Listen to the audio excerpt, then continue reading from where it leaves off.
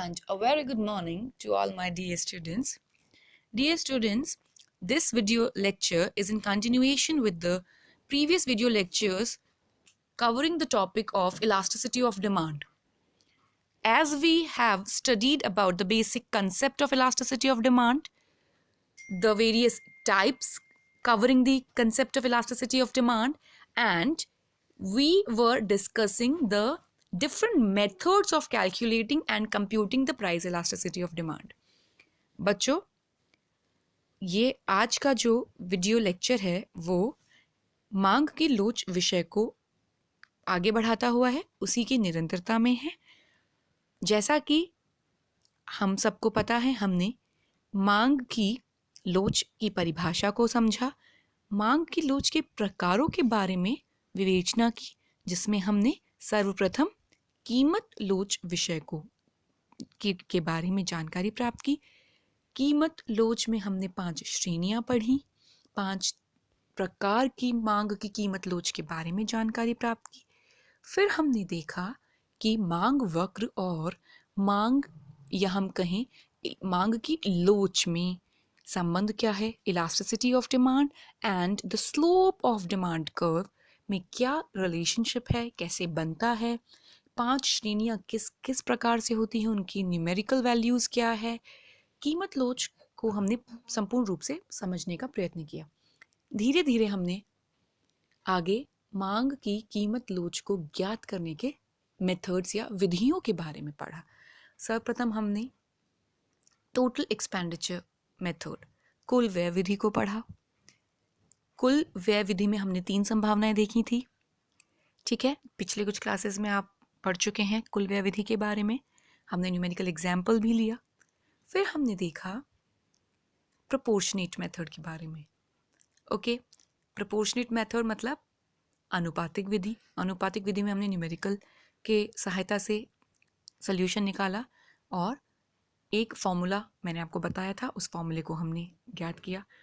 आज हम मांग की कीमत लोच को ज्ञात करने का तीसरा मेथड देखेंगे, जो है पॉइंट मेथड, और हम इसे कहते हैं the geometrical method. Today we will study about the third method of calculating the price elasticity of demand, and it is very famously known as the geometrical method of price elasticity of demand. यह मांग की कीमत लोच को ज्ञात करने का ज्यामितीय विधि है। इस विधि में क्या होता है वो आप इस वीडियो में देखेंगे। ये मेथड भी कैलकुलेट करने का बहुत इंपॉर्टेंट मेथड है और एग्जामिनेशन पॉइंट ऑफ व्यू से भी इससे क्वेश्चंस पूछे जाते हैं। The point method measures the price elasticity of demand of different points on the demand curve. मांग की कीमत लोच को ज्ञात करने का बिंदु विधि या ज्यामितीय विधि बहुत ही महत्वपूर्ण विधि है। इस विधि के अंतर्गत एक मांग वक्र पर विभिन्न बिंदुओं की सहायता से हम मांग की कीमत लोच को ज्ञात करते हैं। यहाँ पर अलग अलग मांग वक्र नहीं बनेंगे बच्चों, यहाँ पर एक ही मांग वक्र पर, ठीक है, हमें अलग अलग पॉइंट्स पर इलास्टिसिटी को कैलकुलेट करना या आइडेंटिफाई करने के बारे में पता चलता है। बहुत इंपॉर्टेंट है, बहुत मैं कहूँगी कि यूनिक और इंटरेस्टिंग मेथड है to calculate or to measure or to identify the price elasticity of demand of any sort of demand curve. Sorry, we'll not say any sort of demand curve here. We'll be having only a linear demand curve in order to find out the price elasticity of demand. यहाँ पर हमें एक linear मांग वक्र का ही विभिन्न बिंदुओं पर मांग की कीमत लोच ज्ञात हो सकती है। This method was also suggested by Dr. Marshall. इस विधि को भी डॉक्टर मार्शल द्वारा ही प्रतिपादित किया गया या हमें समझाया गया। This method is used only with reference to a linear demand curve. Very important point here to be taken into consideration is that the point elasticity or the point or geometrical method of identifying or calculating price elasticity of demand is applicable only with reference to a linear demand curve, not a curved demand curve or a non-linear demand curve. Okay? एक linear demand curve के ऊपर ही हम बिंदु विधि से या ज्यामितीय विधि से मांग की कीमत लोच को ज्ञात कर सकते हैं विभिन्न बिंदुओं पर. So the demand curve should always be a linear demand curve in order to apply the point elasticity, or we can say the point method of elasticity of demand. यहाँ पर फॉर्मूला क्या होगा, किस तरीके से हम एक लीनियर डिमांड कर्व पर मांग की कीमत लोच ज्ञात कर सकते हैं विभिन्न बिंदुओं पर. उसके लिए एक फॉर्मूला है और वो फॉर्मूला है कि elasticity of demand at a point will always be equal to lower segment of the demand curve divided by the upper segment of the demand curve. बहुत important formula with reference to this method. क्या है ये formula कि अगर किसी भी बिंदु पर एक रेखीय मांग वक्र के किसी भी बिंदु पर अगर हमें मांग की कीमत लोच ज्ञात करनी है तो हम क्या करेंगे, हम उस बिंदु से लेकर के मांग वक्र के x अक्षांश तक निचले भाग के लोअर सेगमेंट के भाग को डिवाइड करेंगे अपर सेगमेंट के एरिया से. ठीक है. सो the lower segment of the demand curve will be divided by the upper segment of the demand curve, and what we will get is the point elasticity of demand at that particular point on the linear demand curve. इसे हम एक diagram के रूप में देखते हैं यहाँ पर. अब आप ध्यान पूर्वक इस चित्र को देखिए और समझने का प्रयत्न कीजिए. देखो बच्चों, मैं आपको स्टार्टिंग से बताऊंगी बेसिक क्या है इसका नियम. दो अक्षांश लेंगे OX OY, ये हमारे दो एक्सेस है.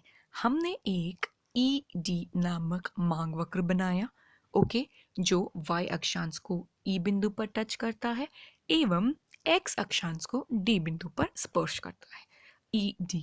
अब हमें ज्योमेट्रिक मेथड से, और हम ये भी कहेंगे कि हम X अक्षांश पर क्या माप रहे हैं, हम X अक्षांश पर मांग की मात्रा, दैट इज क्वांटिटी डिमांडेड, और Y अक्षांश पर we are measuring the price, हम क्या मापते हैं Y अक्षांश पर कीमत. ओके, अब ये ज्यामितीय विधि है. पॉइंट्स लेते हैं अपन E और D, दो पॉइंट्स हो गए जो Y एक्सिस पर E और X एक्सिस पर D. बाकी तीन पॉइंट्स हमने लिए A, B और C. ये आपको दिख रहे होंगे पॉइंट्स, ध्यानपूर्वक आप इन्हें देख सकते हैं इस चित्र में. अब सपोज मैं लेती हूँ formula lower segment upon upper segment at point E बिंदु की अगर मुझे मांग की लोच ज्ञात करनी है तो मुझे वही फॉर्मूला लगाना पड़ेगा जो कि हमने अभी ज्यामितीय विधि में देखा. निचले भाग को डिवाइड करेंगे हम ऊपर के भाग से. यहाँ पर ई बिंदु पर सारा का सारा मांग वक्र ही निचले भाग के रूप में आ रहा है, इसलिए इसे हम कहेंगे ई डी डिवाइडेड बाय 0, क्योंकि ऊपर का भाग ई बिंदु के ऊपर कोई मांग वक्र है ही नहीं. तो ई डी को हम भाग देंगे जब 0 से तो हमें मिलेगा इन्फिनिटी, क्योंकि किसी भी वैल्यू को जब हम 0 से डिवाइड करते हैं तो हमें जो वैल्यू प्राप्त होती है वो इन्फिनिटी होती है. फिर ग्रेजुअली हम नीचे आते हैं. अब हम देखेंगे lower segment upon upper segment A बिंदु के लिए. बिंदु ए को ध्यानपूर्वक देखिए. यहाँ पर निचला भाग क्या होगा इस मांग वक्र का, ए से लेकर के डी तक, ए डी. डिवाइड करूंगी मैं इसके ऊपर के भाग को, वो होगा ए से लेकर ई तक. तो A D divided bye A E. Okay, numerator ज़्यादा है, ठीक है, और डिनोमिनेटर कम है, तो रेशियो बड़ा आएगा, इसलिए यहाँ पर इलास्टिसिटी डिमांड ग्रेटर देन 1 होगी. पॉइंट बी पर देखिए, लोअर सेगमेंट क्या है बच्चों, बी डी. अपर सेगमेंट क्या है बच्चों, B E. B D divided by B E, अर्थात जितना भाग निचले भाग में है, निचले एरिया में है, उतना ही ऊपर में. दोनों को डिवाइड करेंगे, न्यूमरेटर और डिनोमिनेटर बराबर है, तो हमें जो वैल्यू प्राप्त होगी वो 1 के बराबर होगी. इसलिए मांग वक्र के बिल्कुल मिड पॉइंट पर हम कहेंगे तो इलास्टिसिटी ऑफ डिमांड जो होती है वो इकाई के बराबर होती है. So ED will always be equal to 1 at the mid point of a linear demand curve. आगे बढ़ते हैं, पॉइंट सी को देखिए आप. पॉइंट सी पर निचला भाग लोअर सेगमेंट आपका है सी से लेकर डी तक. सी डी आपका निचला भाग है एवं अपर सेगमेंट क्या होगा आपका, सी ई. अब देखिए बच्चों, न्यूमरेटर जो ऊपर का वैल्यू है ये हिंदी में क्या बोलते हैं, आई am not getting the exact point. Numerator and denominator, किसी भी चीज़ को जब हम फ्रैक्शन में लेते हैं तो ऊपर वाले भाग को कुछ कहते हैं अंश और हर, if I am not wrong, numerator and denominator. तो यहाँ पर आपका जो न्यूमरेटर है वो छोटा है और डिनोमिनेटर ज़्यादा बड़ा है, तो when we divide a greater denominator with a smaller numerator, the ratio we find is less than 1। ठीक है, तो जो रेशियो मिलेगा वो इकाई से कम मिलता है, इसलिए at point C the elasticity of demand will be less than 1। Okay, now the fifth degree of elasticity of demand we can measure at point D। पांचवी श्रेणी को हम D बिंदु पर माप सकते हैं। D बिंदु पर लोअर सेगमेंट कुछ नहीं है, 0 है, और अपर सेगमेंट जो है वो पूरा का पूरा मांग वक्र है D से लेकर E तक। सो 0 डिवाइडेड बाय DE। ठीक है, किसी भी चीज़ को जब हम 0 से, या हम किसी चीज़ को 0 से डिवाइड करेंगे तो हमें वैल्यू मिलेगा 0। ओके, अगर न्यूमरेटर में 0 होगा और डिनोमिनेटर में कोई वैल्यू होगी तो हमें जो फाइनल रिजल्ट मिलेगा वो 0 मिलेगा। इसलिए डी बिंदु पर elasticity of demand will B 0। So what we have concluded here is, on a linear demand curve, elasticity of demand will decrease when we will come downwards on the demand curve। एक रेखीय मांग वक्र पर मांग की कीमत लोच गिरती हुई मिलेगी जब हम मांग वक्र में ऊपर से नीचे की ओर बढ़ेंगे।